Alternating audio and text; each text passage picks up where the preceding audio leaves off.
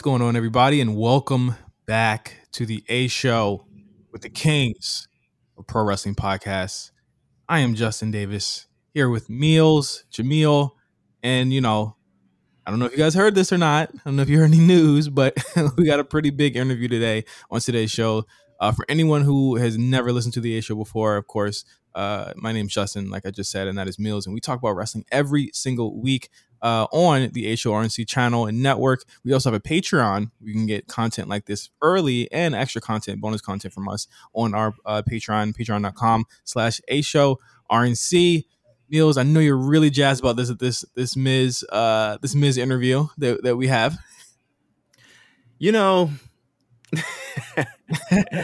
I just had to hit you with the real quick. This has been really, really good. Listen, the Knicks are winning. We are winning.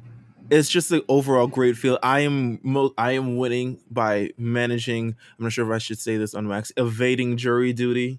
So for another time. So I feel like I have also won today in multiple more ways than one. We'll talk about the jury duty thing. Yeah, we can. But yes, we have this very special interview that we had here.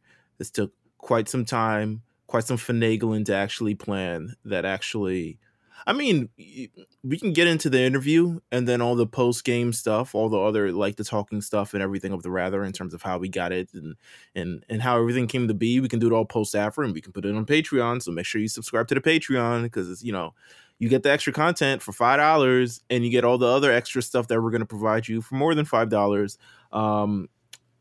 But yeah, I don't even want to. This was an amazing get. This was an amazing guest. We went over the allotted time that we were supposed to go for. Yes. And you're going to get the interview uncut. They told us to go for 30. Miz said, nah, I fuck with the A Show, and he went for about 45. So, a lot longer than the Jay White Tanahashi match from last weekend. So, Miz did it all for us. So, without further ado, check out our interview with the Miz on the A Show, and we'll be right back after it's over. So, enjoy. All right. Welcome, everybody. I don't know. This has been a moment that's been coming for quite a long time. I'm not even going to front with you. I have to do a whole intro, a whole spiel on this. Here we go.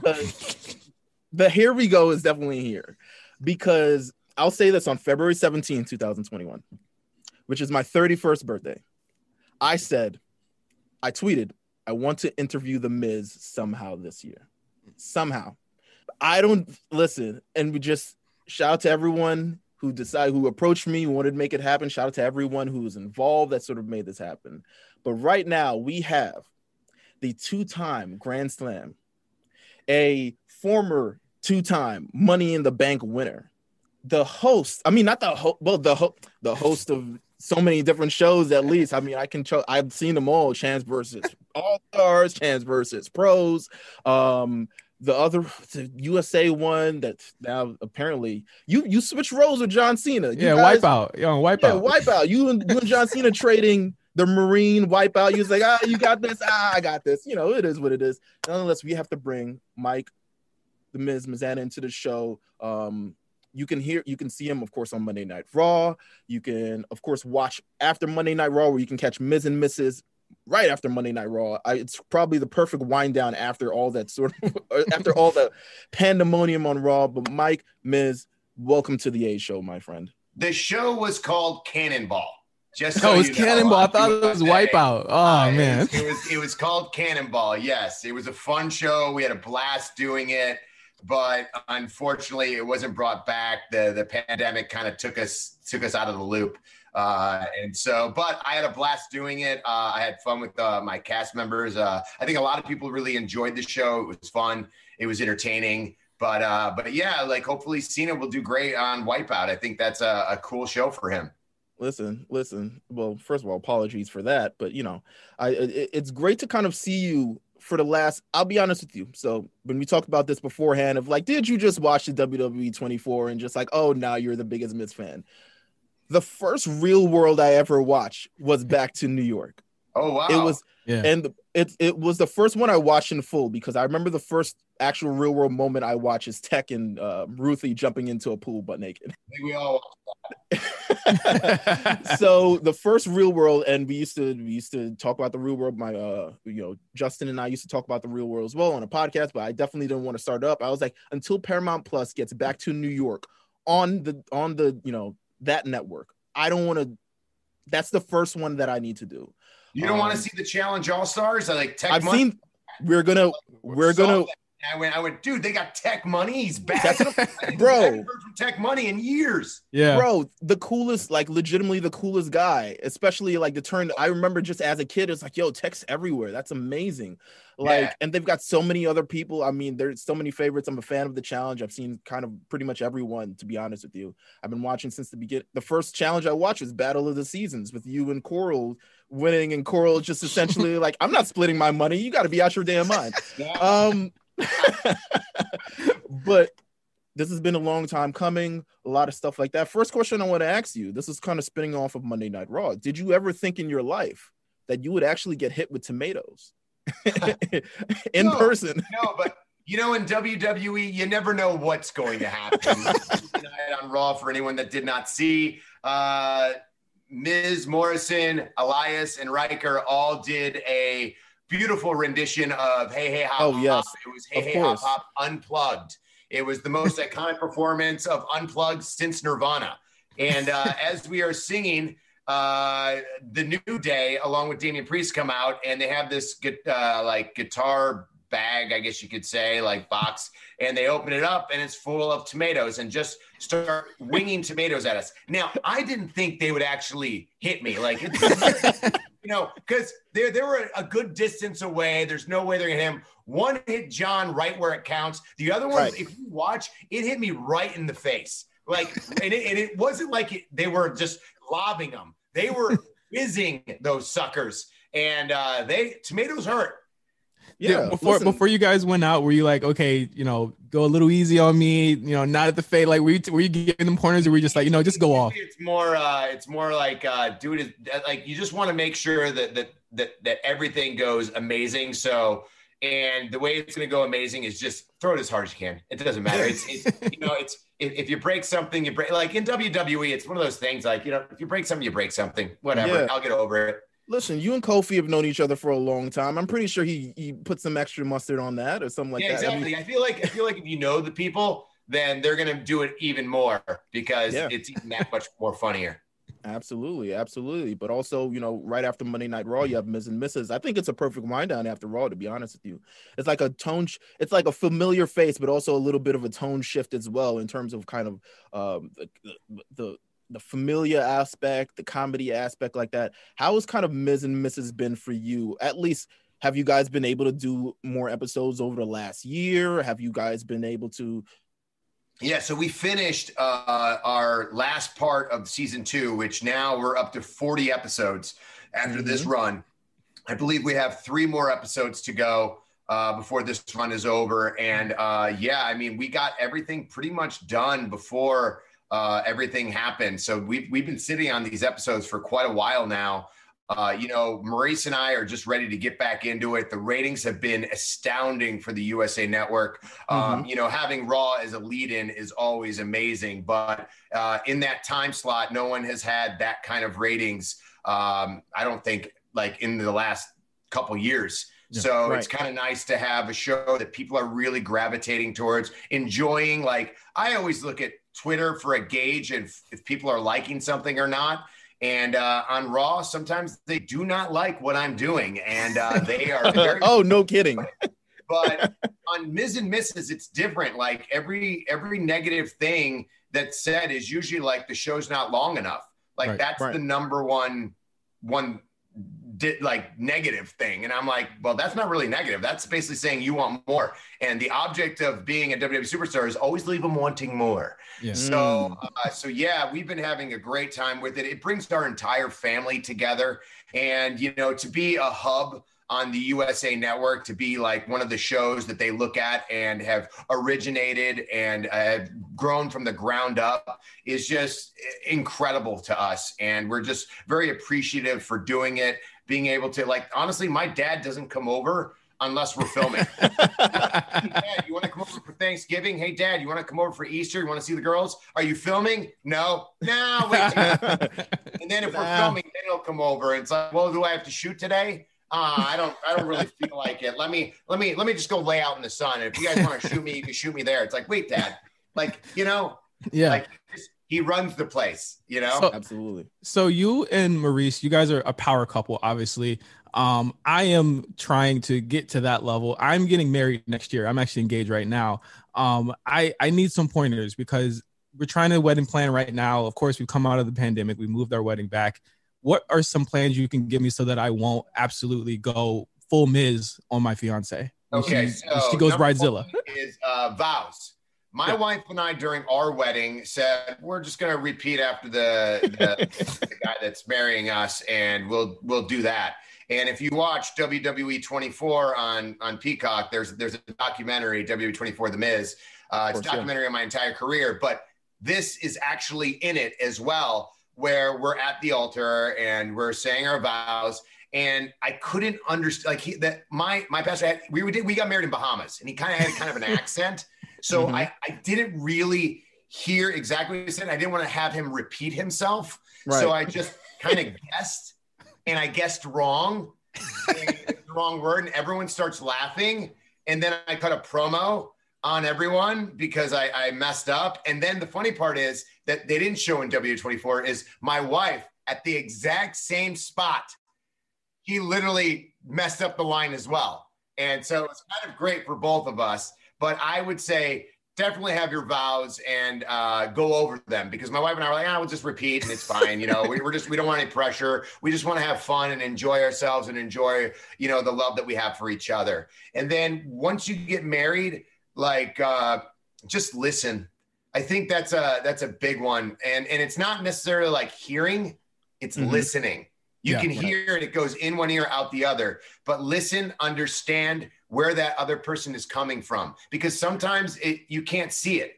And you're trying to figure it out, why they're thinking the way they're thinking. And they might have had a bad day. They might have had a good day. You don't know where they're coming from when you're in an argument. But to listen. My wife and I always listen to each other. And we never go to bed mad. So we always make sure that we are understanding everything before we go to bed.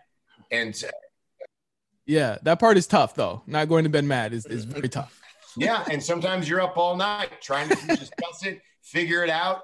And finally, when you get to bed and you wake up, it's a new day. Yeah, absolutely. Yeah, you're right. Well, first of all, you talked about the WWE 24 on Peacock. Obviously, I've watched it. Justin, you've watched it. We've watched.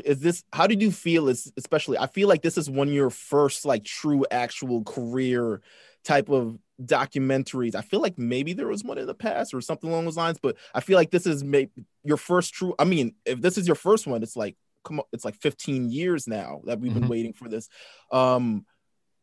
Did they approach you in terms of they wanted to do this, or is there something where you're just like, how come my story has never been told? You guys have, always been like that. Honestly, I've always asked why has my story not been told in full? It's always been in pieces.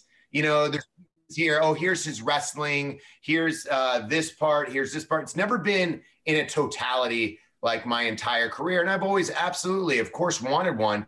And they presented them. They came up to me when I had Money in the Bank, and they said, hey, you have Money in the Bank.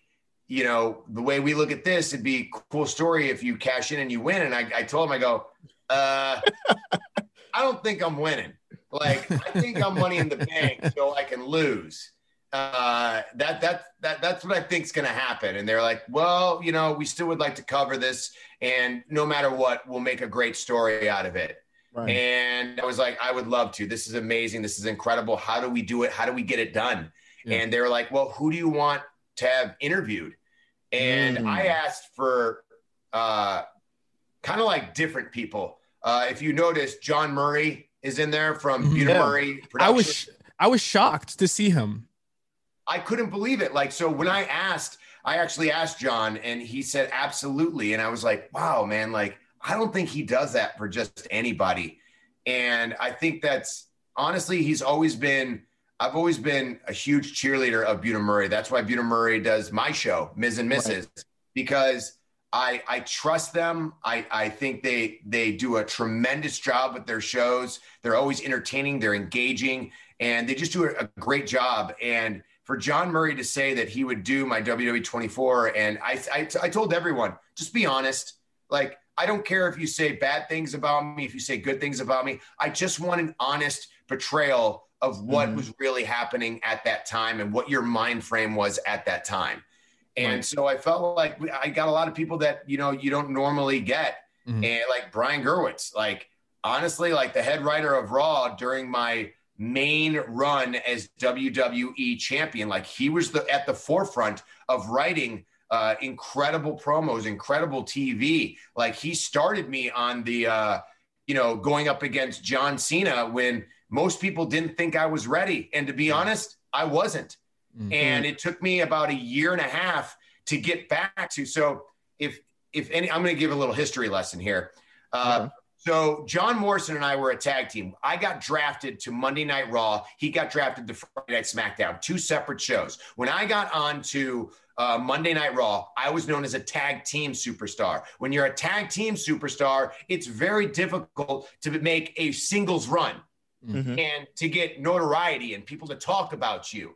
And my first program was with the poster child of WWE, John Cena. Now, mind you, John Cena wasn't going to be at the show for like 7 weeks. So I had 7 weeks to talk smack about the poster child of WWE, about the man, like the main hub of WWE. So my first week out, I called out John Cena knowing he's not going to be at TV and say, I call you out right now. I want a match. I'm taking on John Cena. I'm making a name for myself. John Cena doesn't show up. That's 1-0. The next week, I call him out again. I know he's not going to be there. 2-0. Then 3-0. I think I got up to like 8-0. And then finally, I got to a pay-per-view with John Cena, and he mopped the floor with me. I don't even think I got any offense in. He just beat me, cleaned me up, wiped me away. And I remember going backstage going, oh my God, just 8 weeks down the drain. I can't believe. And then like Arn Anderson came up to me and goes, you're looking at this all wrong. Yeah. And I go, what do you mean? He goes, you just had 8 weeks to talk about you're not ready. And by the way, when you're in WWE, you always think you're ready. I'm ready. Are you kidding me? But now knowing what I know, I wasn't ready at the time. I needed to grow. As a performer, I needed to grow for the audience to see me. I needed wars. He was like, you need the wars, the trials, the tribulations, the stories to get you to a John Cena level. Yeah. And he was right. And it took me a year to build those stories, to go through those wars, to get to John Cena level. And honestly, even when I went to John Cena level and I was main eventing WrestleMania against John Cena, people still didn't think I was ready. And honestly, that's been the story of my entire career. Most people never thought I was ready. Like, I don't want to see this. I don't want to see this. Then when they see the match, they're like, oh, that was pretty great. That was amazing. That was incredible. It's kind of like what happened this year at WrestleMania. Like, if you watch, I had a match against Bad Bunny. It's a tag team match. Nobody wants a celebrity match. Everybody hates a celebrity match. What's this celebrity doing here? Wham, wham, wham, wham, wham. And then once they see the match, they go, oh my God, that was amazing. That was match of the night. Blah, blah, blah, blah, blah, blah, blah, blah. It's like, everyone wants to criticize something before they see it. Yeah. Yeah, I think that's really interesting. And your comments are taking me back to, I don't know if you remember this, but you had a Superstar save point with Xavier Woods about a year and a half ago. And you talked about how much work that you put in and that a lot of people just don't put in. Like, did you feel as though, did you feel vindicated, especially this year, at all the work that you continued to put in, just to make sure, working on your craft, working on your promos, everything, just to get you to that level again? Yeah, it's kind of crazy, actually. For the first time, I truly feel that I'm getting respect. And it's not just from the crew or executives or, our even the WWE universe. It's from our locker room. And when people come up to me and ask me advice, I was never that guy, ever. In my entire career, no one came up to me and asked me advice. And now people are coming to me and going, hey, how can I do this? What can I do better? how do I get to this next level? You went through this, that, and the other thing. How do I go through this, that, and the other thing to get to where I can be at that level? And sometimes in WWE, things go in waves, and you got to ride the wave as long as you can. Not everybody is going to be a John Cena where you can ride the wave on top for the rest of your career. Sometimes you got to go down a little bit to literally showcase what you can do to bring it back up. I've been on this wave for a long time, and now I feel like I'm at the level that I can finally ride a wave and just I can keep riding it. Awesome.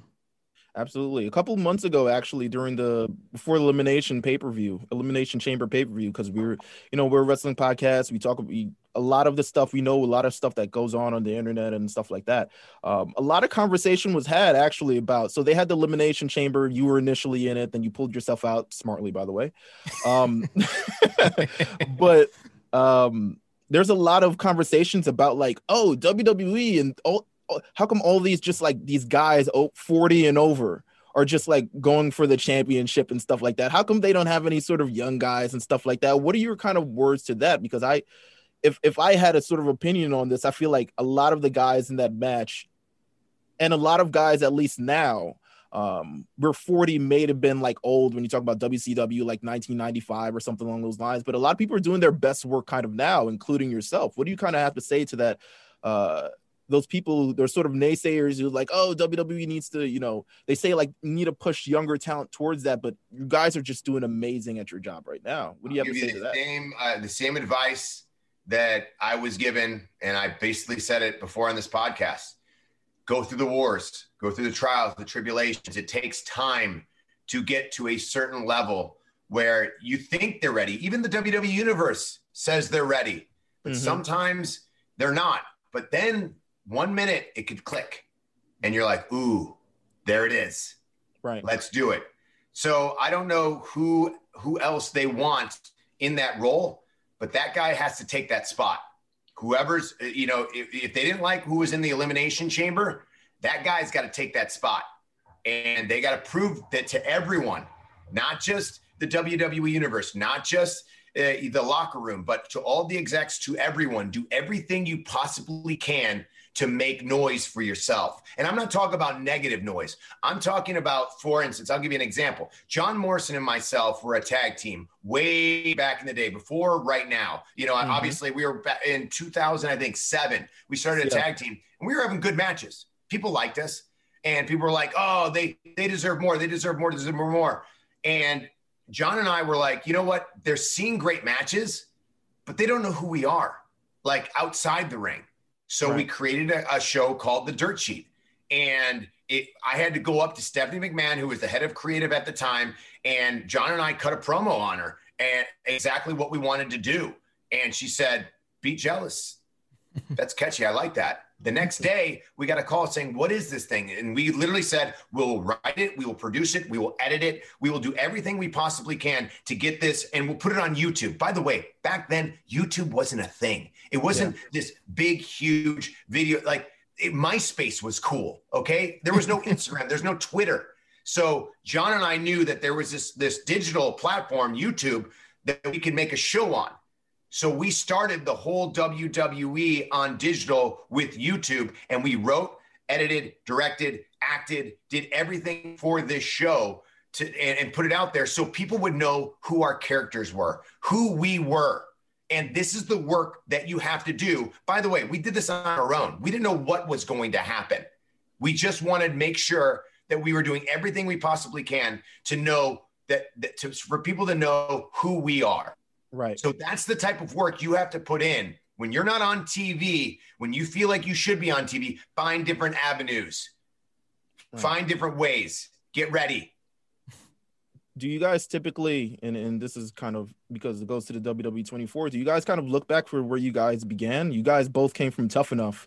Not a lot of people have come from Tough Enough and they're still here in the business, to be honest with you. It's a very select few. And a lot of these people, even the winners themselves, you think they're going to go on and have sort of amazing careers. You guys look back at a sense, it's like, wow, we really kind of came from, like, we really had a scratch and claw to kind of get here. Yeah. I mean, even today, I'm still scratching and clawing. Maybe I don't have to, but I still do. Like right now, you know, I'm doing, you know, WWE Monday Night Raw. Then you have Miz and Mrs. Then you have, you know, other things that I'm preparing for and getting ready for that I can't discuss right now. But, you know, there's just things that like are out there that I'm always scratching and clawing to get better. I'm developing tools for things that I'm not even up for. Let's put it this way. I'm right now, I am developing a couple tools. Like I always say, to get the tools that you need for when the opportunity presents itself, you are prepared for it. So right now I am getting the tools that I need to prepare for something that might not even happen. Right. Well, and I'm still preparing for it. So I'm still scratching and clawing. Listen, I'll ask you this. Have you seen a little movie called Mortal Kombat as of lately then? And I might be talking about that. I'll ask you that because a great graphic that showed up. I mean, Johnny Cage, we were talking about the movie a couple of days ago and stuff like that. Is that, I mean, I'm not even going to ask you, is that a world that you would love to get into? It seems like you're so much interested, like being Johnny Cage. Come on. Are you kidding me? Like I saw the movie. I thought it was incredible. I love the way they brought in the characters. I thought it was action-packed, entertaining. And to be honest, I am the type of person that I prepare. Right. Even when something is so far-fetched, so far out there. And, you know, to hear, it was funny. So I got a text from one of our digital people. And he said, dude, have you seen Twitter? And I go, no, I'm not on Twitter 24/7. Like, I got kids. I'm hanging out with my daughters, you know, and he's like, dude, just type Johnny Cage in there. And I noticed that I was trending with Johnny Cage. And I was like, oh my God, wow. Is this real? Like, cause I'm not usually the guy that people, you know, root for. Right. I'm always the guy that people are like, no, oh, absolutely not that. So, but it was not only that, it was like fans, but also my colleagues. Right. That I was like, wow, like, cause I remember, so we talked about Xavier Woods, right? Mm-hmm. I remember way back in the day, he goes, what character would you want to play as in like Marvel? And I said Deadpool because I loved the video game of Deadpool. And I was like, God, I remember I was at some sort of convention like E3 or something. And I just couldn't stop watching the video game and watching this character of Deadpool. And this is before the movie.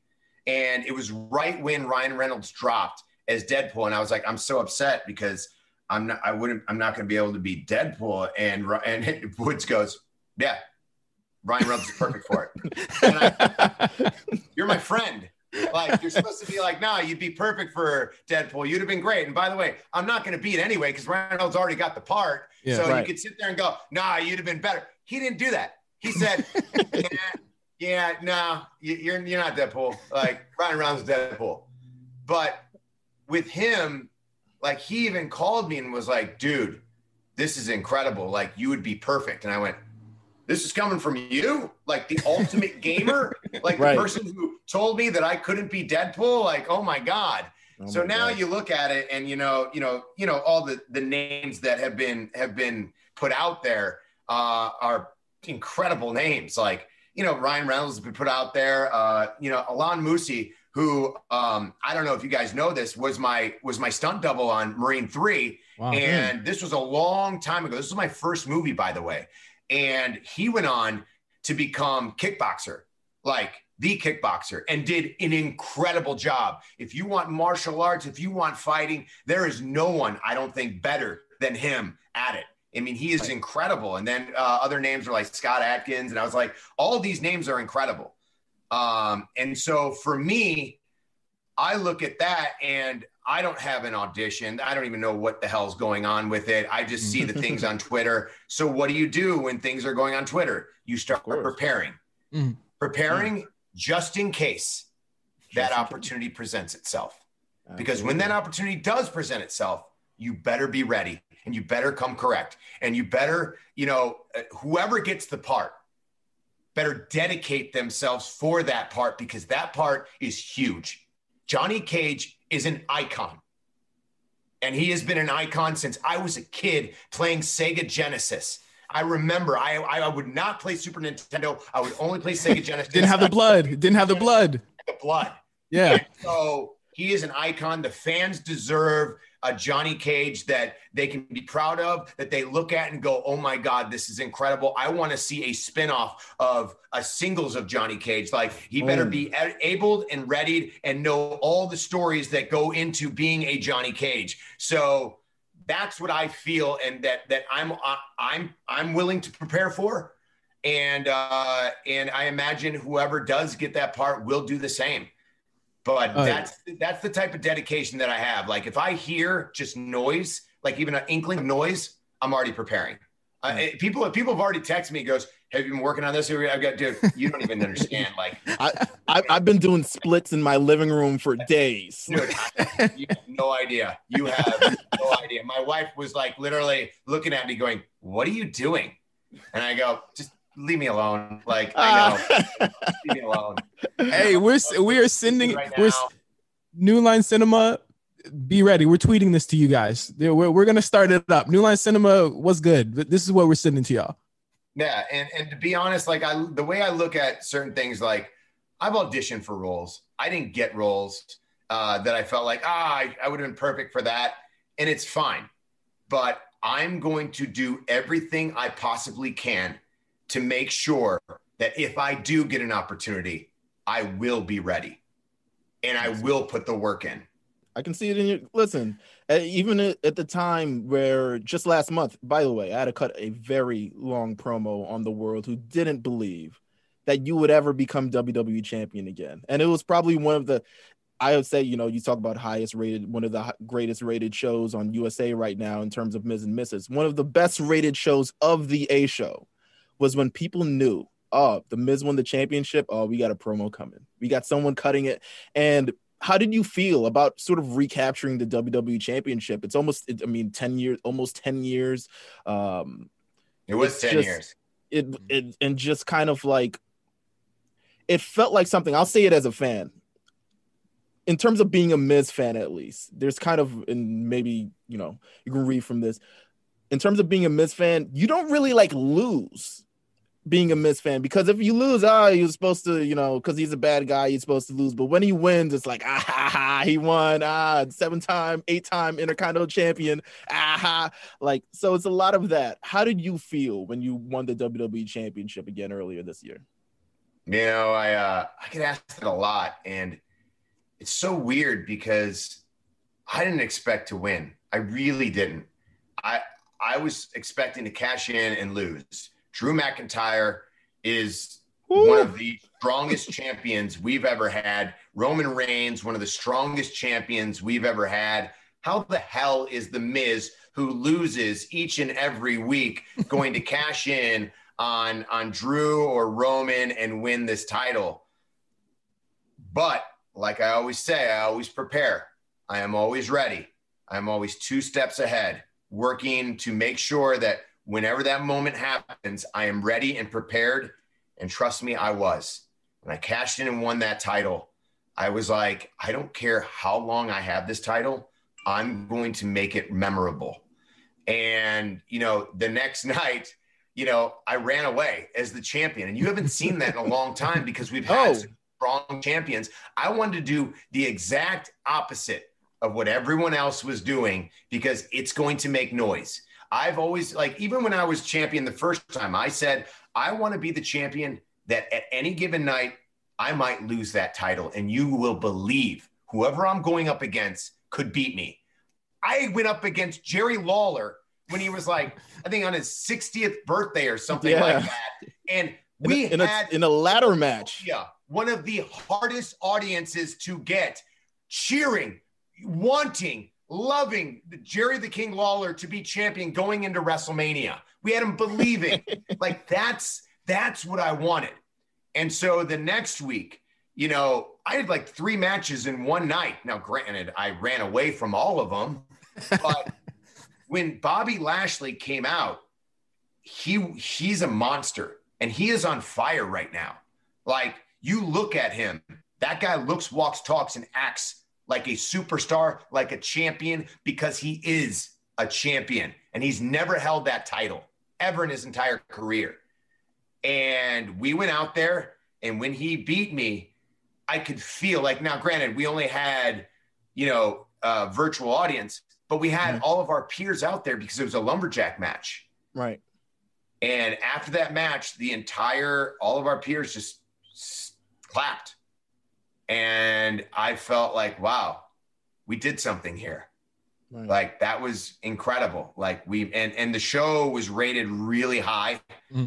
And that's what it's all about. People seeing and witnessing. Like, there's no better feeling. And I think I say this on my WWE 24, The Miz on Peacock. I actually say this, like, there's no better feeling when you're the bad guy and when you lose the title and you hear an eruption bigger than any other eruption you've ever had. I've had it happen when Daniel Bryan beat me. I've had it happen when Bret the Hitman Hart beat me for the United States Championship. I've had it happen whenever I lose the tag titles, when I've lost the WWE Championship. You could hear a crowd, and there's nothing better than knowing that, wow, you just, like, what you just did allowed these people so much pleasure.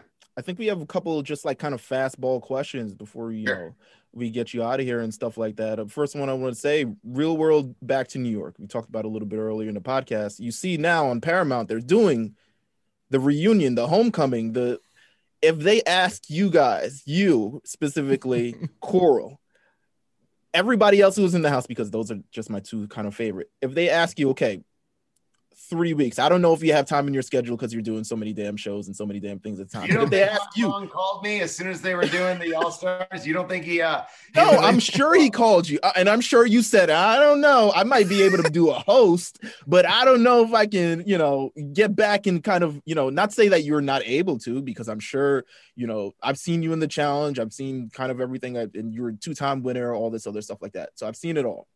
But I'm sure you were like, oh, I don't know. But is there a chance? Is there a chance they call you if they want to do a real world reunion, an All-Stars season 2, season 3, something along those lines? I mean, in 2005, I did the Inferno 2, and I told production, I told the crew, I told the cast, this is my last one.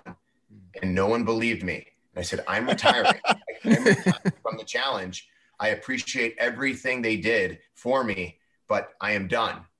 And I went on to do WWE, and I would get asked to do challenges here and there. And I would say, I retired. I apologize. I retired. And then the opportunity presented itself to be the host of, Champs versus Pros, as well as Champs versus Stars. And I said, absolutely. That's something that I really want to get into. And they gave me that opportunity, and I thought it went really well. And now, with All-Stars coming back, like, I don't see myself ever being involved in a competition, but you never know. Like, you really never know what's going to happen in life.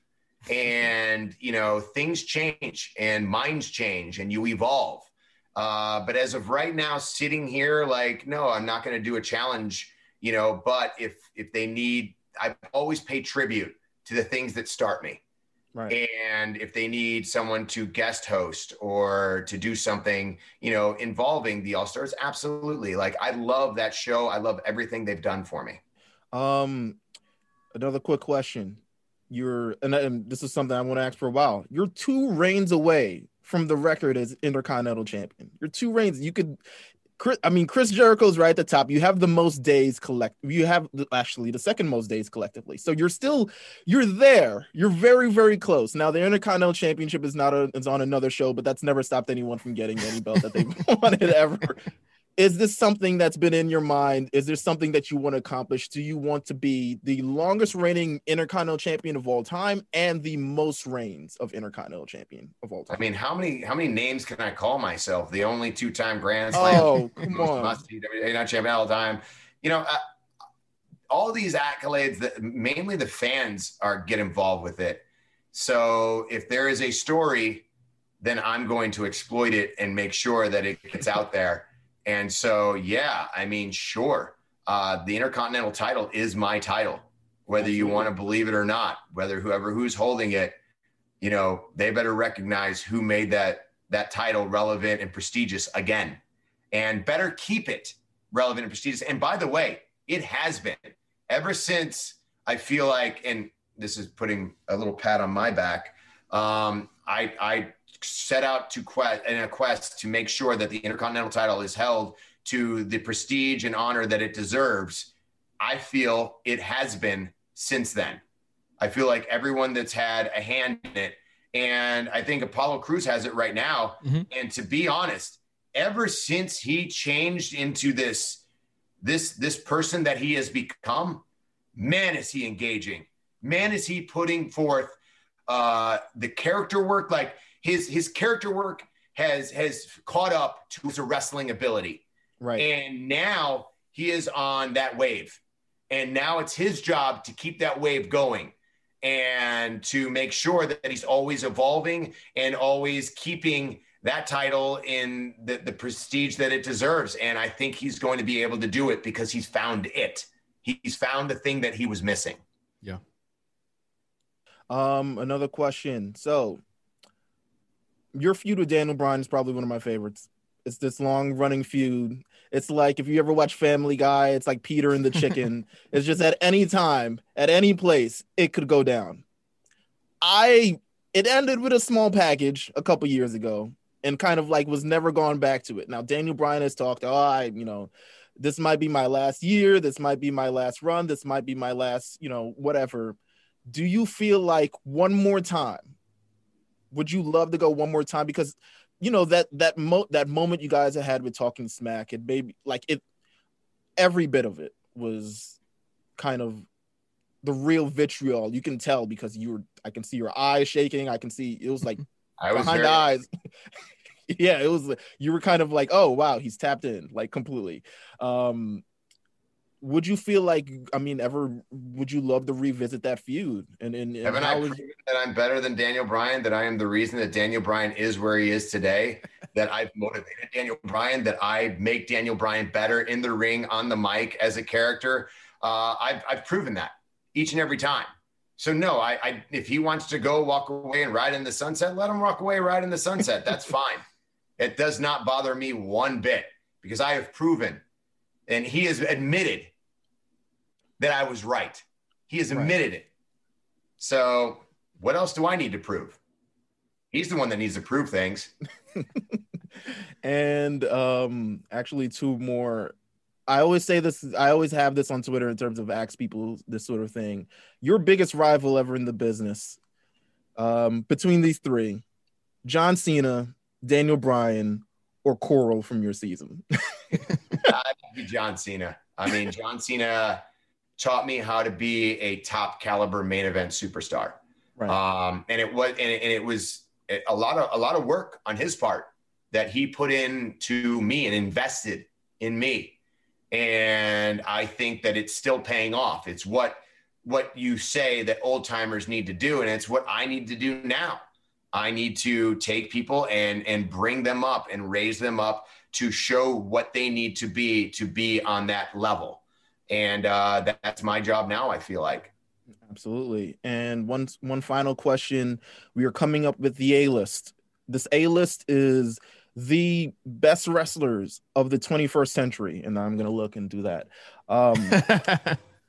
We're coming up. If you had like five people who you believe since wrestling since the year 2000 and now, this could include yourself, 5 wrestlers who you think should definitely be on that list, the best wrestlers of the 21st century thus far. 5 of them. Maybe. Are we talking a WWE superstar or technical wrestler? No. We're not talking about technical. This includes sort of all attributes. It includes the talking, includes, the talking. Can you talk the talk? Charisma. Charisma. How you've done in the business itself. Are you a draw or not? You told me 5 times. Perfect. That's perfect. Listen, if we're talking top 5 from 2000, you said? Yeah. From 2000, yeah. Anybody who's wrestled, so it can still include The Rock, it can still include Stone Cold, even though they've had Rock and Stone Cold are bar none, top of the top. You got Cena. I'll put myself in there, of course. And honestly, right now, Roman Reigns is on fire. How many times has he main evented WrestleMania? Yeah. Absolutely. He's LeBron. He's LeBron of the Yeah, of but the I mean, league right even now. if you look right now, I mean, I think there is an immense amount of incredible talent and different characters. I think Seth Rollins is fantastic. I think Cesaro, no one pound for pound is stronger or more creative. I think Apollo's doing an incredible job. Who else is doing a great job? Drew McIntyre, Jesus, like came up on fire, had to go through a pandemic with no fans as the WWE champion and keep ratings and has done that. Bobby Lashley's on fire. Like there is so many incredible talents in WWE right now that I think if you watch Raw or SmackDown, you're going to be entertained. And, some segments might not be for everyone. Like, look, I know I'm not for everyone, but I guarantee you're going to be entertained. Absolutely. Yeah, I mean, that's kind of it, to be honest with you. I'm glad that I'm here and I'm glad I was able to interview you today, man. This has been a long time coming. I'm glad you were able to interview, and I thank you very much for having me on the show. I had a blast. It was a great time. I got to tell some stories, which is always fun. Awesome. Thank you so much, Miz. And we'll be back on the A Show. We'll see you in a second. Always remember, the A Show is awesome. All right. That was a doozy. That was a great. Let me just say right now how immeasurably proud I am of you for, taking the reins on this interview and really just kind of like owning it. Like I know when I said this after we recorded, but Meelz, like you were like on another level. In terms of just comfortability, like, everything. You killed this interview, and I hope everyone sees that. I hope so as well. It can be one more thing, the video. Yeah. There will not be video of this, unfortunately. I lost a file with the video on it. How'd you do that? And so, funny thing. So, I was preparing everything. It was Friday night or Saturday night. Nonetheless, I was making all the graphics and all this stuff and everything that we're going to put on social media and et cetera, et cetera. I was showing you everything. I was like, oh, this one's got the Miz eyes closed. Let me put Mrs. eyes open. So I assumed what I do is shout out to Google Drive. I think Google Drive was the best thing I bought in 2020. I was transferring everything to Google Drive. I thought I transferred the video already, but I didn't. And then it was actually telling me this during the Miz interview as well, that I did not have a lot of space left on my computer. So I began deleting a whole bunch of shit. I went to the program things, all the programs that were like taking up mad gigs of space. I deleted them, all this other stuff like that. And I think it also deleted the video. And I have not been able to find it. I paid for software to get this back and have not been able to find it. Well, there you go. Could be worse. There you go. Thank you all for the support. For anyone new to the Patreon, thank you. Shout out to the Miz too. What the tweet? First of all, I'm sorry if we're going on and on, but the tweet, yo, he's good, man. He's a student of the game in so many ways because he understands how much that could help us and how much that will help us. So I agree. I came in from jury duty, and the first person I saw a tweet from was Jeff. He was like, OMG. And I'm just like, what's going on? And then I saw your text as well. And then I was like, legitimately the gift that I posted of Lady Faint, if I wasn't in a chair, I would have fell out. Because I was just like, wow. Again, this was something that we didn't ask for. You know what I'm saying? Like the drop, we didn't ask for that. The tweet, we didn't ask for that. Any of the support that he kind of gave in those two instances, we didn't ask for. He just does because, like you said, he's a student of the game. I think he's been working in the industry for a long time, and he knows about, these are things that could put people on the map, or these are things that could, and I think he got a gist of like how good we are and stuff like that. And I think he really enjoyed the interview. So, that made my year easily. Is there any news? No, there's only Miz this week. Let's talk about the shows. All right. Yeah, let's get into the show. There actually was, I'm not gonna lie, there was a lot of stuff that happened this week on the shows. Like it was a pretty busy week. across on the shows for sure. Yeah. across both brands. I mean, we got to get to SmackDown. Fantastic episode of SmackDown. I thought one of their best in a long time. I think a lot of work of that goes to the 40-minute, almost 40-minute match between Daniel Bryan and Roman Reigns. Holy crap. They did it again. They only know how to do it. They don't know nothing else, to be honest with you. They don't know how not to deliver as a pair. They don't know how not to deliver as a tandem. We knew this would be great because of the stakes that was involved. And we knew that everything would be put in on the line. And we knew if Roman Reigns was working SmackDown, it better be a damn good match if he's going to work on national television. Because he's really only been a pay-per-view poppy for the last couple months. It exceeded. It delivered. It did everything. It told a story. It had great, amazing moments. It had high impact moments. Everything involved. And Daniel Bryan, rightfully so, died his anime death at the end. Feel about that. What do you think is gonna happen with that situation with Daniel? I know a lot of people have wanted Daniel to leave.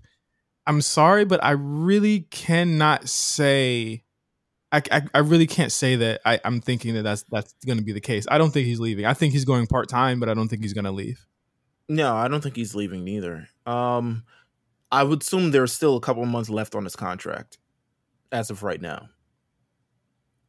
There's been no word. There's been no rumors. There has been no reports of him re-signing a contract. So I think for the time being, I could see this as, and this is all speculation at this point, I can see it as a WWE matter of like, okay, let's, if he isn't signing yet, let's take him off television for a while. But at the same time, I also feel like WWE is not that type of person anymore. No. To just be like, because they gave Dean Ambrose the entire rang bang goodbye, even though he was like, oh, I got to pay $50. It's like, yeah, but you got the greatest send off that they've given anybody. Like anybody. So Daniel Bryan, I could see him off television for a while. I can't see him showing up on Monday Night Raw, but surprise me. I mean, I would love it. But the situation only empowers Cesaro. Right. Cesaro is, Daniel Bryan is Android 16 and he gets his head smashed in legitimately and figuratively. I mean, figuratively and literally. And Cesaro now, to avenge his fallen friend, who's a lover of wrestling and only a pure lover of wrestling, now has to avenge them in the most purest of all wrestling forms. So I wonder if Cesaro will rise to the occasion in this aspect, because he's got a full-blown story kind of built in here, and he has to be able to sell it. Do you feel like he can? I thought that he came off way better at the end of SmackDown than he has in the past 2 weeks. I thought that I thought everything about it was masterful from the match to the end of SmackDown. I thought having Cesaro come out to help Bryan was a great touch, and then have Cesaro watch Bryan get the concerto was even better. I think the concerto is yet another clue, which I'm guessing is going to lead to Edge coming back, because I do think Edge is probably going to be the one to take the title off of Roman.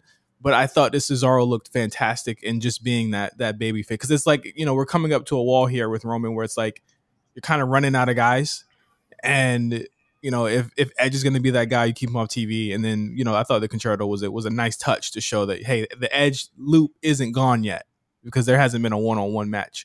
But yeah, I thought Cesaro looked great. I think that I'm guessing this is going to lead to WrestleMania Backlash, and I think that match is going to be fantastic as well. I think again, I had my issues with Roman's run around the Kevin Owens point around December, January.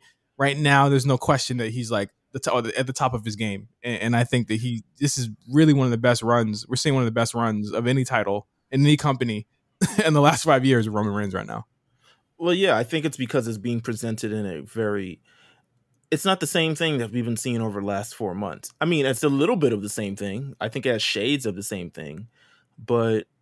This aspect of Roman Reigns challenging Daniel Bryan, really want to put him in the dirt, and the whole Cesaro thing, because Cesaro is someone that we truly believe in, and we want to see the best for him.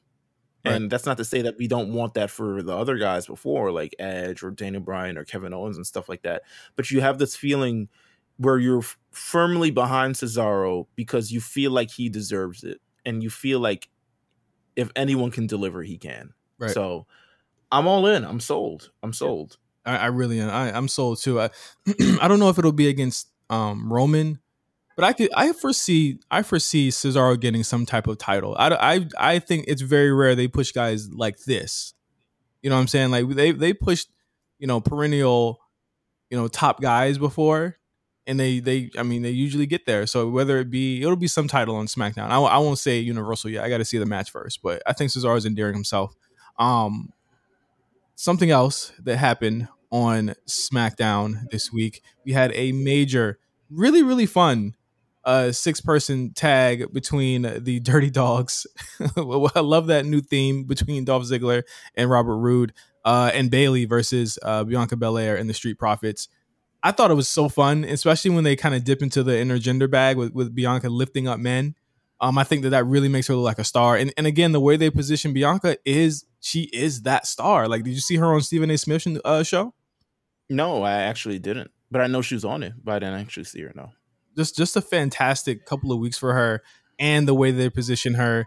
I think that she looks better in this thing than Rhea does, and we'll get to that on Raw. But like, again, Bianca is unburdened, if you will, by that that pressure of having a Charlotte on your show, and she's able to just shine. And I think she comes off as so authentic to not only just a black experience, but just a differently positioned woman in the brand. Period. There's no one like her in the women's division. Right. No, I agree. And the 6-person tag team match, a breath of fresh air, something that we don't usually really see done. And I'm glad that they do it because there's natural chemistry between all 6 people involved. And I think all of them are hard workers to an extent. And, just a great way, just a good way to open SmackDown. It was a change of pace to open SmackDown for sure. Oh, absolutely. Without hearing. Oh, speaking of, we didn't even talk about Roman Reigns' new theme. Oh, that Attack on Titan ass theme. I said the exact same thing. I was like, bro, is Aaron Yeager? But the thing is, though, low key, Meelz, Roman is adult Aaron Yeager. He really is. I'm glad. Is it Cap? Like, I'm telling the truth. Yes. No, it's not Cap. Sorry, I misphrased your thing. No, it's absolutely not Cap. But that is so funny. I think the theme needs lyrics. All their new themes kind of need, and they just unveiled a new one for Dana Brooke on Monday. They all sound like not finished. We need to roll them out. Like, they rolled out Keith Lee's. Honestly, seriously, we didn't even get a month of his new theme before he got taken out. But they usually they make changes to them. Like, they made changes to Seth Rollins' new theme. I noticed. Yeah. I think that they made a couple. They're going to make a couple changes to Kyle O'Reilly's new theme. A lot of people are like, "Oh my god!" I'm just like, listen, NXT's themes they have like 5, 6, 7 different themes. The Undisputed Era stuff didn't even have all of that pizzazz when we first heard it. In fact, people started saying it sounded like the ripoff NWO when that shit first came out. So, like, again, it takes a while for people to get used to it. But I think, like, do you want people, like, there's opera singers in it. Do you want people rapping on it, Meelz? Is that what you're saying? Yes, I absolutely want people rapping on it. I need vocals. I need the performance to tell the story instead of this long instrumental thing, because everything sounds like old TNA themes. I think the issue that you'll run into is that the actual lyrics has to be long enough to fit his entrance, because his entrance is sub 5. And so the actual song needs to either have a lyric and a chorus that's long, or like a lyric and a chorus and a lyric that's different, because most WWE songs only have one verse. Well, listen, let's get Wale to do another theme. We could ask a couple of our other rapper friends to, like, fill in the blank somewhere. Come on, you don't want to hear who do we need? Who do we need on this Roman theme? Who would actually kill it? Oof. You don't want gosh, let me look at the RNC Radio Live playlist that was just updated this week. that you can all subscribe to on Apple Music and Spotify, actually. You don't want to hear, I don't know, a Young Stoner Life theme? Rowdy Rebel? Come on. Rowdy Rebel? Rebel and the Roman. I think Roman would fuck with that too. I really do. I think Roman would start hitting the woo. I'm picturing that in my head. What are you doing if Roman gets in the ring and kicks his leg out? Boy, listen, Twitter blown up. It just is. My sturdy. Let's talk about the Intercontinental title match before we move off of SmackDown. Okay, yeah. We had Big E versus Apollo Crews. I thought it was a really good match. But of course it led to, some tomfoolery, which led Kevin Owens to come out, which led to Sami Zayn to come out. And that's really the story of the match as a whole, is that I'm sorry, this is the craziest match you could ever think of. This match is going to be fucking bananas whenever it happens. We deserve it. We deserve a WrestleMania Backlash Fatal 4-Way Intercontinental Championship. These four guys, it's rarely we see these Fatal 4-Ways, these multi-man matches, especially for the Intercontinental Championship. And I'm ready for it. I'm ready to see. I think this will be a great test of Apollo Crews, and I think honestly you should retain in this kind of type of encounter.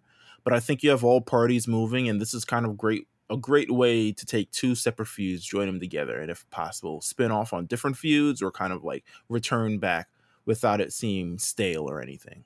Without it being Apollo Crews versus Bobby Lashley for the 42nd time. Right. Now on SummerSlam. Like without it being that, Yeah. And like I think that again, it solidifies Apollo's run as it's not just going to be a month. It also helps Big E kind of stay into a feud as he waits for these people to cycle out. Because I really do believe that if he doesn't get the Money in the Bank, that he's going to be in that conversation for world title by August. I really do think so.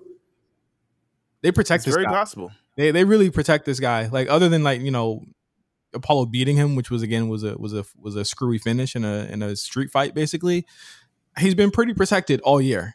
And I mean, there's only a couple other people I can think that are protected like that, and those are like Edge and Cesaro right now. So I mein, I think this match is going to be crazy. I'm all for more Sami and KO. I think I like the chemistry that those two have, and I really fuck with the idea that we could be getting the four-way match here. I think SmackDown's they're really loading up. They're loaded up. You get Aleister Black coming back too. There's a lot of exciting things on the horizon for them in the next couple of months. And that's why I'm going to, I'll continue to be very optimistic about the show as a whole. But let's get right into Monday Night Raw, emanated from the Thunderdome, of course, as every week. I thought it was a really fun show this week. I'm not even going to lie to you. It was a very interesting show. This was the first time where I felt like we hadn't seen everything before. I mean, anyone who gets a flower stuck up their ass is definitely, I haven't seen it before. But I felt like this was something where maybe, I don't know, it just felt kind of fresher. Just different a little bit. There were different people on you know what happens when when most of your roster comes back from injury or COVID? The shows end up being better. Ooh. 1 week we had Viking Raiders, then we, because they didn't really have tag teams, they had to keep Cedric and Shelton kind of losing. Then they proceeded their storyline, which has let's be clear, I know the Hurt Business breaking up sucks, but this was the storyline between these two.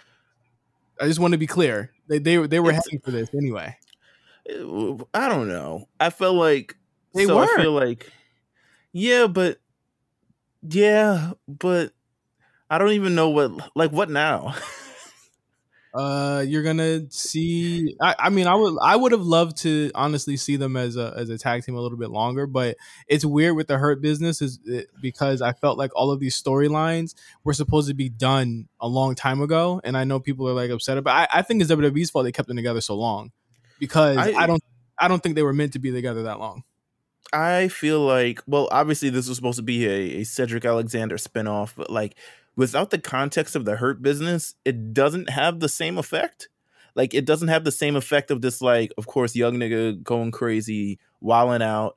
in the group, while everyone on the group was like, yo, chill, like, yo, listen to your OGs, et cetera, et cetera. Now it just seems like it feels like, how can I say this? It's like when you quit a job and you decide, I don't need this, I'm gonna go start my own shit. And then it's like, but you don't really know how to do your own thing. Like, what is your own thing, really? So it's not that I'm against the split. I mean, the split happens. It is what it is. But what now is the big question for me. Is it the Cedric? Are we going to Cedric versus Shelton feud? What happens spin off from there? Will Cedric Alexander, and of course you have car alarms in the background, will Cedric Alexander find his voice similar to Apollo Crews? Who knows? Who knows? Let me just say, I did not expect for us to get hung up on this part of the show. Well, you started it off. It's not like I brought it up. Like I was ready to talk big talk. I didn't say you did bring. I didn't say you brought it up. I just said I didn't say you. I didn't say. You brought it up. It's not a. It's. You said you didn't expect to get hung up on it. I didn't expect. I did not put the blame on nobody. Anyway, go ahead. No, I mean it is what it is. Let's get into more of Raw then. Let's get into big talk. What's the big talk on this show? What is the big conversation? I'm gonna go with what I didn't like on the show first, before I go to what I did. Okay, sure, yeah. I don't like this. I don't like this Sonya Deville, Sonya Deville, Charlotte, Rhea, Asuka shit. It's corny. I don't think we need an evil. We don't need an evil GM. And the moment that they started kind of putting in, thoughts or clues that we'd be getting that with Sonya and Adam, I was out of it. I can't do evil GMs anymore. It's terrible. I like Sonya Deville, so I'm not particularly. I don't feel the exact same way as you, only because I hate Adam Pearce, and legitimately, so you can add Daniel Bryan to a triple threat match at the main event of WrestleMania, but Sonya Deville can't add Charlotte to a triple threat match at WrestleMania Backlash. The sexism. The come on, Adam Pearce. Yawn, is whack. It's goof. It's a corny storyline. It's just a corny storyline. Like I get what you're saying with Adam being inept, but that's really more creative's ineptitude than his as a character. Like I thought Adam was really endearing when he was gonna face Roman a couple months ago. I thought that was cool. Endearing? Didn't we laugh at him? I didn't. I laughed at him because his mic went out 4 times during that segment, and then he was like, "Oh, my knee! Oh, my knee!" We don't need anyone else. We don't need anyone else helping Charlotte cheat and win and shit like that. We can't. Rhea would have been a really good heel, and she's not allowed to show that because right now she's just a person with a title. Because Charlotte's back, and it's what I mentioned earlier. That's not why she's a person with a title. Because Charlotte's back, she's a person with a title. Hold on. All right, go ahead. Go on to the point. She's literally just a person with a belt because they have not let her kind of show that she can be a great heel. I thought leading up to WrestleMania, see, that's a much better reasoning. Well, you didn't let me get to it. You didn't get to it. You said the reason is because Charlotte is back. Go ahead, bro. Go ahead. I said that Charlotte being back doesn't allow her to do that because Charlotte has to be the big heel. Whatever. Go ahead. All right, go ahead. No, go ahead. Go ahead. No, go ahead. Charlotte, I feel like they're leaning in a lot more with the idea that people believe that Charlotte is essentially pretty much the gem of this division, and they're leaning into it with an authority figure pairing with her to add a little bit more to the character that she has. I think it's similar to what they did a number of years ago when Vince McMahon came out and said, and Charlotte Flair is being added to this triple threat match for no particular reason at all, even though she lost the Royal Rumble. That's what I think they're doing, is they're trying to lean into it. I personally like Sonya Deville. I like Charlotte. I agree with you. I may not like this entire thing together, but I feel like this was always the result that we thought we were going to get. Because I really don't know what else Charlotte was supposed to do. Unless Charlotte is facing Dana Brooke and Mandy Rose in a handicap match at WrestleMania Backlash. I really didn't see anything else. Rhea is just, Rhea is just doing the best that she can with the random haircuts throughout the entire week. I don't know, whatever. It's a whack storyline. I don't really. I agree. That, it's one thing I don't like. I think that this is how you get people to hate Charlotte the wrong way. This is how you get like go away heat for her, by putting her in positions like this where there is a really fresh matchup. I think with Rhea and Asuka, where they didn't really get a chance to show off what they could do. And I think now Charlotte is now 85% of this storyline, whereas you could be building Rhea up to be something else and build her to be different like they do with Bianca, which I think Bayley is doing a great job with, like letting kind of the creative there, letting her be herself. And here it's like Rhea's just kind of like somebody with tattoos and a rock star look, and we don't really know what she is. Like Rhea can't be the best heel she can be when there's a bigger star there. That's why I'm like, spin Charlotte off to fucking Alexa Bliss or somebody. Like do some shit that she hasn't done before, because this shit is corny. Like it's corny as hell, which makes me think that it makes me think that Charlotte will be spun off possibly into Eva Marie when she returns. Well, I mean, one, I like the general gist of the triple threat match. We're going to get to Eva Marie real quick. I like the fact that Charlotte has the history intertwined. I think that tells most of that is a better story than the one that they're trying to like kind of push down our throats of like Charlotte being like the chosen one. But hey, Eva Marie.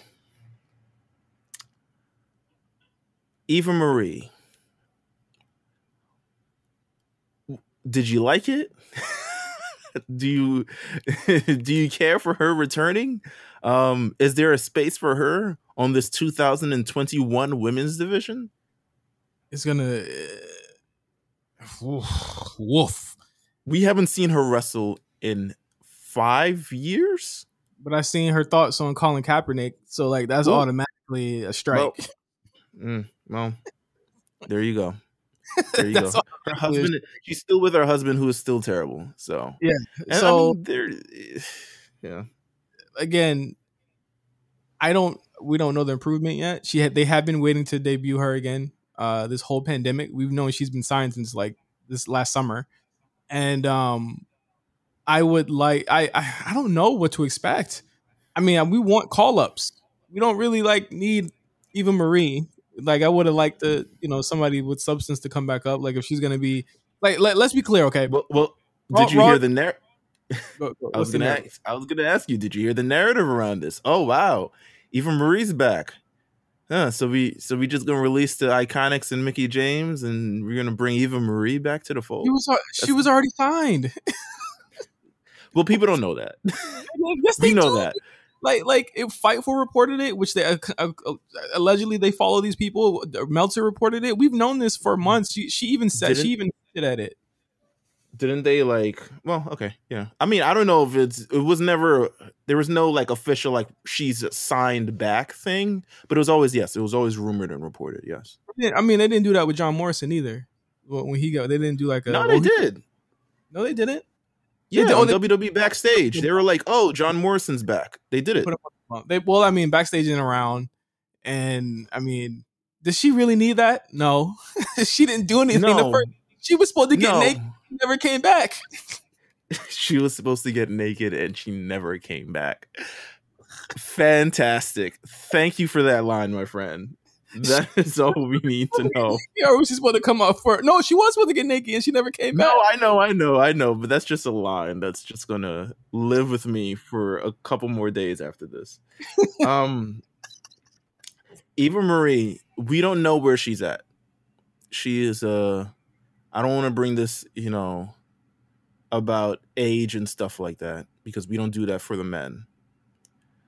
But she's getting it started at 36 years old. And she's not really that good already. People ask, how long do you think this Eva Marie thing is going to last? Do you feel like this is a long-term thing? Do you feel like she's back for good? Or you feel like she's back because where else was she going to go? She's going to keep making shitty movies with Bruce Willis. That's what she's going to do. I don't know. I don't know where this ends up. I think that is it back because I felt like we saw women's championship, not potential, but we always felt like, oh, they're just gonna put the belt on her. No. No. I felt that. No, I don't think they're gonna put the belt on her. I think I don't. I mean, not going fucking. There's no wood around me, but Knock on wood. Yeah, like I don't think that's gonna happen. I think that you position her as kind of like, I don't know. Listen.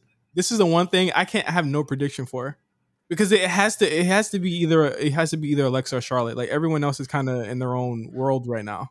Who's her first feud? Who's her first feud? Charlotte. Charlotte? Yeah. Nah. I feel like it's gonna be Asuka or Lana. Good Lord, no. I mean, Lana was showing out in the tag team title match this week. I got to give her props. She was showing up and showing out. Her and Naomi. She's way better. Better than her husband is right now. Ooh, wait a minute now. I don't know. I haven't watched AEW. Exactly. Well, I was about to say, what's the last Miro match? You fucking. I don't remember the last. I remember. I guess he fought with some dudes and their mom or something. I forget. But no.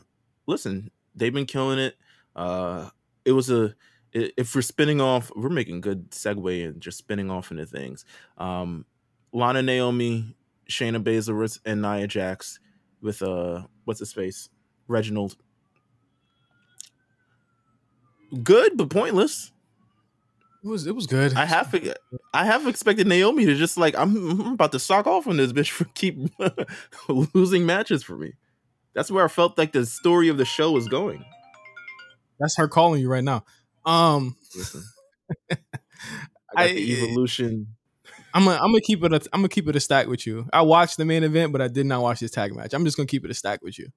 I did not watch the main event, but I watched the tag match. So I thought the main event was actually really good for all intents and purposes. I thought Bobby and Braun have really good chemistry. I thought it was a good main event.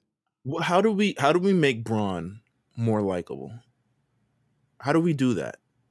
What does he have to do for him to be back to 2018, destroying everything in sight but making it look awesome? Has everything kind of just worn off? Has he trended in the wrong direction? How do we Braun Strowman, he's fine, but I don't really want to watch him. It went downhill the moment he became like white meat babyface, like kissing the kids and and having teaming up with referee sons and shit. It went off. It went too cute with him. Yeah, I think I don't shaking his ass with Kofi. They tried to turn him back into Murderer Braun last year. It didn't really pop like that. Then he got injured, and we all like okay, well maybe he'll come back with some with some fire, but. As of right now, Braun is yet another one of those big guys. Remember, like, that's the thing about these big guys. Like, everyone's always like, these big guys are going to get all the titles. They're going to get all the championships. I'm like, Braun only has one. Great Khali only had, like, one reign. Like, that's never too many, damn it. That's one too many for both of them niggas. There's always going to be a need for Braun to be the big guy on the roster because you're always going to need to have, like, those, the kind of the doubt, right? Where it's like, oh my God, how can they beat him? So like he fits because of that. Like I don't necessarily think he has to be likable. I think even at one point we stopped liking the Big Show. You know what I mean? And like they're at one point, at several points. But I mean, there's just a point where it's like this is a trope within WWE where they have to have a larger than life guy taking up airtime, and this is it. After he loses at Backlash and he fucking starts facing Elias again, and we could just skip him easier. Because like he takes up so much airtime now, where it's like it's hard to skip him without missing something important. But like when he's out of this, like then it'll be like, all right, fuck it. He's too big to miss. But speaking of too big to miss, you couldn't miss the opening of Monday Night Raw with AJ Styles and Omos returning to action. Tag team title match. How do we feel? How do we feel about AJ Styles and Omos returning after a 3-week delay and them having like a 12-minute segment trying to explain it? Yeah, well, there's definitely some COVID or some injuries happening. Let me just be clear. And Kofi Kingston is like, when I was WWE champion, I didn't take no days off. I showed up the night after Raw. I was like, you sound like my boss trying to get me to not use sick days. You know what I'm saying? Here's my thing with Omos and AJ. Don't see this team lasting very. I don't see this reign lasting very long. I see them lasting for a while, but Almost If they turn face together, it'll last a little bit longer, but I don't see that happening. I could see it happening because they're too funny to stay heels. They're way too funny. Mm. They're way too funny. Like I was like, these guys are not heels. They're actually making the New Day look unlikable with the way the things that they're saying. They're chums. They're buds. Like you can tell. I think almost he needs a little bit more mic work. He definitely forgot one of his lines and had Xavier kind of like, come on, like waiting. But I think in the ring, my issue with him is that he is generic big man number 55. Like he definitely is nothing. He's nothing special in the ring. We've never seen him take a bump. I'm afraid for that man if he ever has to take a bump. But I thought the match was the same, kind of the same match they had at WrestleMania. It wasn't crazy to me. Yeah, no, I agree with you. I was just glad that they had the match. I like seeing worthwhile matches on Monday Night Raw, to be honest with you. Speaking of another worthwhile match, see how I did that there. On Monday night, we're introducing Monday Night Mansoor. Mansoor has debuted on Raw after 49 straight wins. Apparently, that earns you a Raw contract. How are we feeling about Mansoor? Do we feel anything? Chewing on sore? Is he? Oh yeah, he tapped in. What? Yeah. Come on. Yeah, he definitely tapped in. What? Mm-hmm. Mansoor? He was on them forums. The man who is undefeated in Saudi Arabia and other places? Mm-hmm. Well, he was 49-0 until tonight. Where Umberto ruined that for everybody. Like immediately. 49-0 or 49-1-0 or something like that. Yeah. I will say I would imagine that Ali isn't doing a lot because he's on main event, but it's also still Ramadan, right? Is that safe to assume? Like he probably like they're probably not making him do much for religious reasons. Nah, I feel like he's just on main event. Like they had a great match. I watched it. I got Hulu. I watched their main event encounter. It was solid. Hard. Yeah, it was hard. I like it. These guys are they're gonna work their way back up to Raw, I think, and I think it's gonna happen pretty soon. Have you seen? They've also not debuted, but they had Jinder Mahal on main event as of recently too, and he's teamed up with those two guys that Malcolm Bivens were previously with. Yeah, in this year or whatever. I'm sure Channing will love to see the Maharaja back on Monday Night Raw. I feel like it will definitely be, listen, maybe it's a new Hurt Business. Maybe it's a Hurt Business of a different ethnicity. Who knows? What else we got on Monday? Well, we're burying the lead. We're burying the lead. Definitely are. A man got a flower stuck up his ass on Monday Night Raw. Let's talk about... You feel me? We're burying the lead. I mean, I don't even know how we didn't just come out the gate with this one. Angel Garza. Damn, that's Gulak right there. Nigga, don't talk about that. Every rose has its thorn, okay? Ooh. I just wonder how many of those thorns Gulak had to pull out of his booty hole. How did Gulak get into this? Well, I'm sure Gulak is just... I think Vince found out that he be getting hoes, and then he saw that Angel Garza don't be getting hoes. He was like, I want to fight on TV because I seen this nigga with some hoes. Angel Garza, the fact that he's like the latest man, but never really with he was with that white girl from the whatever NBC Universal or whatever the hell the show it was. Bachelor or some shit. But he's never really with I guess they did the Nia Jax thing. I was expecting a Angel Garza versus Reginald type of thing for the love of Nia Jax. But I think Nia Jax is probably caught up in too many different feuds already. Like 8. She got enemies. Listen. But yeah, they had a really good 3-4 minute match between Gulak and it was like a sprint because they had to sprint to the rose in the booty. Because they saw each other and Gulak said, "I'll never see you run no hoes," and then Garza was like, "I get hoes," and then he was like Gulak was like, "I've never seen it," and he said, "I'm gonna these rolls up your culo." Listen, he did just that.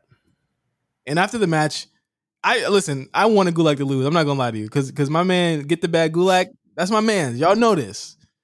But I want to see it. I want to see how they were gonna pull this off. So what happens is they did a completely. I wonder, like, when they planned this out, they were like, okay, we can't show his ass cheeks on TV, so throw the rose at his booty, and then I want you to run over there and kick it in the opposite way that rose probably is. There's no way the rose made it down to his hole, right? Because it This just is way getting through way it. too graphic for me now. The way he threw it is like, and the way he literally just kicked him in his booty, but the rose are probably like on his right, like maybe his right cheek, maybe. How many other people are taking this move on the Monday Night Raw roster? R-Truth, take it. R-Truth. R-Truth was the rose in his booty. I just wonder, like, okay, this was cool. Like, I thought it was funny. Akira Tozawa, maybe, yeah, for sure. I know a lot of people were like upset at this, and I'm just like, there's literally way more ridiculous things that happen. I wasn't upset. I was just shocked at, like, who pitches this? How do you pitch this? And not only that, who pitched it, but Angel was all in, and so was Drew. And I said, you know what, man, get your fucking TV time. Get your TV time, bro. I'm with it. I liked it. Absolutely. I liked it a lot. I'm not gonna lie to you guys. I dug it, and I'm guessing we're gonna get it next week. I just want to see, like, Rose on a pole, Rose in the bank, Hell in a Cell with roses around it. They got to do more with this. You can't just leave me hanging with one rose in the booty hole. You got to keep going. No, I agree. Fine. we had a listen, man. This is another thing that's gonna be, and I keep warning people. I keep warning niggas, man. When RK Bro win the tag team titles, I'm gonna just stay offline. It's not gonna go online anymore because that's happening. They're a good tag team. I like them. They're a good tag team. I think you know what happened when Corey Graves said, or was it Adnan? I got something to say about Adnan too, but Adnan said, or Corey said, he just grows on you. I said, well, yeah, he's right. He does grow on you. I feel bad about it. I do. But I'm digging this team. I think it's what Riddle needed, and I think Randy definitely wants to get Riddle over. And obviously, we're waiting for the breakup in the match, which shouldn't happen for a really long time. It shouldn't happen to like SummerSlam, you know. But these guys are good, man. And he's also, you know what's happened? He's scaled back the Riddle bullshit too, where it's like the character is literally like, it's almost like his big dumb idiot friend who knows how to fight. So like whenever he needs help, like you see like, "Hi Randy," and then Orton's like, "Come on, yeah, let's this go." is like this might be a Cartoon Network like television show, like something, or it might be on. It's a show. It might be Nickelodeon. My Brother and Me. It's a shonen anime. It's a shonen anime. It's like that one character who What's has the show on Nickelodeon? Was it My Brother and Me? That was like a black show. Yeah, but this is like the white version, white middle-aged version. So who's Goo? R-Truth. I don't know. I don't know. I don't know. Listen, I like them as a tag team. I'm not gonna even. I liked it. When Riddle does the pose and Randy does his pose, the roof is gonna fly off the Thunderdome. So, bro, it's gonna be hard. I'm sorry, yo, it's gonna be hard. No, it is. You can't even be mad. We're heading towards SummerSlam. AJ and Omos versus RK Bro. I'm sure it's happening. It'll probably be Viking Raiders by then. I really don't think they're gonna hold it that long. Nah, Viking Raiders. No. Why not? Please give them the fucking title. I don't know. Please give them the titles. Please. Come on, let's stop fucking around here. Give them the titles. Come on. The division is ultimately way better with these guys having great 20-minute matches on Raw. Absolutely. It is. Absolutely. Lastly on Raw, we have Lashley versus Braun Strowman, Drew McIntyre, all that. No T-Bar and Mace on this episode, but I'm guessing they're saving them up. They might be probably rebranding them. So if they come back with new tights and shit, that's probably why they didn't show up this week. Man, I thought that the main event was good. Like I said earlier, I think that this storyline is like perfunctory just to have Bobby Lashley beat someone but not pin Drew. Because I honestly think, and you probably think the same thing, that Drew he has a date with T-Bar in the future. Well, he's got a date with Bobby Lashley in the future, and the future is next week on Monday Night Raw, which Why do they do triple threat programs where everyone just faces each other every week? I don't know, because I'm like, is it supposed to be different now that they add one person? Apparently, I don't know. I feel like we had a triple threat match, so Drew wins it, and then we had Braun versus Drew, so Braun could get in, and then we had Bobby versus Braun to make Bobby look strong, and now we have in the WrestleMania rematch right before WrestleMania Backlash. There we go. Listen, it's not Meelz booking, but I guess it'll do. Here's my other thing about it is that like they protect Drew so hard that it's like it's so obvious that he's not the one taking the pin, but he's going to give him a great match anyway. But it's like they protecting Bobby and Drew. Yeah, and it's tough because it's like they see a lot in Bobby, and I think the money is in an eventual Drew Bobby match, but I don't think it's going to happen anytime soon. Like I do think Drew is the only guy on that show that that can beat Bobby Lashley right now, but I think they want to give Bobby some burn, and I'm cool with that too. Would you say that you could see them facing off again at SummerSlam or earlier than that, maybe Money in the Bank or something like that? Way earlier than that, Money in the Bank. I don't even see this going to SummerSlam, to be honest with you. Drew, three-time champion? Nah, I think Bobby retains. I don't know. He just put a book out. I don't know. People get books all the time. Bella's had a book. All right. What else was on Raw? Is that it? Oh, nothing. Alexa. That's Alexa Bliss. I did want. You don't have to talk about her. Why not? I mean, it is. I don't even listen to what she says. It's coming. I'm coming back for you. I don't know. Fiend not even there. Who's she talking to? He go back on PTO? Who's she talking to? He's not even there. Yeah, I don't know. It is weird. What else happened? Nothing else happened. That was it on Nothing. Yeah, let's wrap it up. It was a fun show. But yeah, big episode. As always, thank you guys for listening to this lengthy episode of the H. Thank the Miz too, by the way. Thank the Miz. Thank you to the Miz, of course, for being on the show, giving us some really great quotes and really just kind of putting us over as you know, as the greatest podcast in the game right now. You know, it's not often you get 2-time WWE champions saying that you're awesome. Let's just say, like, I don't even think Miz does podcasts, to be honest with you. Exactly. So I mean, I feel rare air. Exactly. We're vindicated at this point. So as always, follow us at the A Show RNC on Twitter. Make sure you subscribe to our Patreon. It's still up there. We got to get to. We got to do the shout outs too, don't we? We can't forget. Let me see if we got some. Yeah, we got a couple new people. Let me pull it up. No worries. I'll pull it up right now. We got a couple new people to the Patreon gang. Patreon.com/The A Show. Listen, it's right there. Okay, patrons. I'm literally going through this in real time.